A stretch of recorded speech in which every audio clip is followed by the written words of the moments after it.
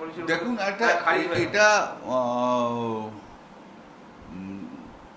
যেটা উচিত ছিল সেটা হচ্ছে মাননীয় স্পিকার মহোদয় যে ডিফেকশনটাকে আগে ডিসাইড করে তারপর রিকগনাইজেশন, কারণ ডিফেকশনটা তো আমাদের অনেক আগে দিয়ে দিয়েছি। তো আজকালের মধ্যে যদি অর্ডার দেয় সেটা পরবর্তীকালে নিঃসন্দেহে দল ভাববে কি করবে কি না করবে।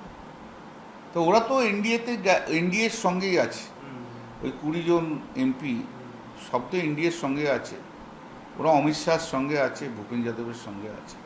এটা তো জানা কথা, নতুন কিছু না। ঠিকই আছে, চলুক না। রাজনীতি তো প্রবাহমান,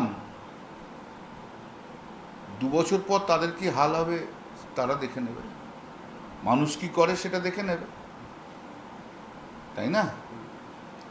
দাদা, পদ্ধতিগতভাবে কখনো কি অ্যান্টি ডিফেকশনের যে আবেদনটা আপনারা করেছেন সেটাকে বিচার না করে তাদেরকে রিকগনাইজ করতে পারে?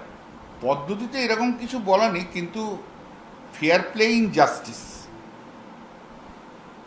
এখানে তো স্পিকার মহাশয় তো কোয়াসি জুডিশিয়াল অথরিটির কাজ করে, তা সেক্ষেত্রে fair playing action is a very একটা ইম্পর্টেন্ট পার্ট।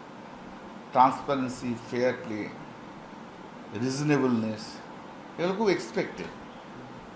এরপর তো অন্য কথা, কোর্টেও যাবেন নাকি চ্যালেঞ্জ করবেন এই ধরনের? দেখা যাক না কি আছে, দেখা যাক। বিজেপির সঙ্গে থাকলে যা যা অবৈধ কাজ করা যায় এবং সেটাকে বৈধতার রূপ পায়, ভারতবর্ষের পার্লামেন্টে, গণতন্ত্রে সেটা আবার ভালো করে প্রকাশিত হবে। দাদা, অনেকদিন ধরে রাজনীতি করছেন আপনি, এই বিরোধী রাজনীতি করার জন্য কি অনেক চাপ এই মুহূর্তে দেখতে পাচ্ছেন আপনি? হ্যাঁ, এটা তো নিঃসন্দেহ। এবং আগেও বিরোধী রাজনীতিতে ছিলাম, 2001 2006 আমরা ছিলাম, তারপরে 11 পর্যন্ত ছিলাম। ঠিক এই চাপগুলো ছিল না।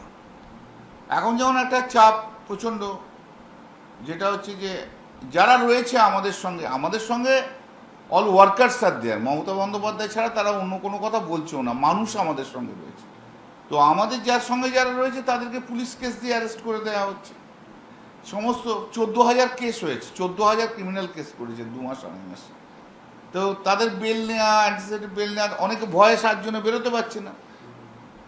এবং সবচেয়ে বড় কথা হচ্ছে যে এই যে ক্যামাক স্ট্রিটে সুমিত রায়ের সঙ্গে যারা কথা বলতো, বেশি কথাবার্তা বলেছে, অর্গানাইজেশন চলার জন্য যে সমস্ত বেশি কথাবার্তা বলেছে, তাদেরকেও এখন ডেকে ডেকে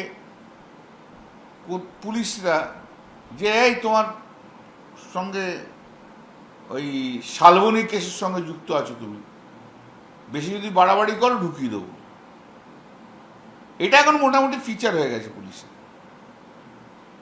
এবং আমরা দেখতে পাচ্ছি যে আমাদের অনেক ছেলে এবং বলে দিচ্ছে যে যাও ঋতুব্রত ব্যানার্জি ক্যাম্পে যাও, নাহলে কিন্তু ধরে নেব, একদম পরিষ্কার বলছে। এবং জেলায় জেলায় সেটা হচ্ছে। কাউকে মিথ্যে মামলা দেবো বলছে, মিথ্যে মামলা দিচ্ছে, ডাকছে, ডেকে বলছে যে যাও বেশি বাড়াবাড়ি করো না, ওই ক্যাম্পে চলে যাও, তা নাহলে কিন্তু তোমাদেরকে ঢুকিয়ে দেবো।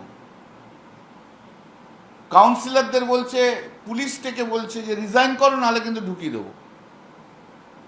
পঞ্চায়েতের মেম্বারদের পুলিশ থেকে বলছে হয় রিজাইন করো, নাহলে কিন্তু জেলে ঢুকিয়ে দেবো। এই যে বলছে আমরা কাউকে চাপ দিচ্ছি না, চাপ তো পুলিশের মাধ্যম দিয়ে দিচ্ছে। বিজেপির কিচ্ছু নেই, পুলিশের মাধ্যম দিয়ে করছে। আর সুমিত রায়ের জন্য অনেক ছেলে, অসংখ্য লোকের আজকে কিন্তু এই এক চাপ পড়ে পড়েছে। ক্যামাক স্ট্রিটটা শেষ করে দিল আমাদের দলটাকে শেষ করে দিল ক্যামাক স্ট্রিটটা। দাদা, ইলেকশন কমিশন যেদিন সময় দিয়েছিল আপনি সেদিনই দুপুর 12:30টায় গিয়ে সব নথি জমা দিয়েছেন। ঋতব্রত বন্দ্যোপাধ্যায়রা এখনো সব কাগজ তো জমা দেয়নি। গতকাল যে খবর এসছে তাদের সময় 25শে জুলাই পর্যন্ত দেওয়া হয়েছে, এটা কিভাবে দেখছেন? ইলেকশন কমিশন কখনো টাইম এক্সটেন্ড করে না, কিন্তু এক্ষেত্রে করছে। আমাদের হাতে 5 দিন মাত্র সময় ছিল, তার মধ্যেও আমরা জমা দিয়েছি। এবং আমরা আমাদের শক্ত কেস দাঁড় করে দিয়েছি, ওরা বুঝে গেছে কেসটা শক্ত আছে, তেমন টাইম কিল করছে। ইলেকশন কমিশনের কাছেও আমরা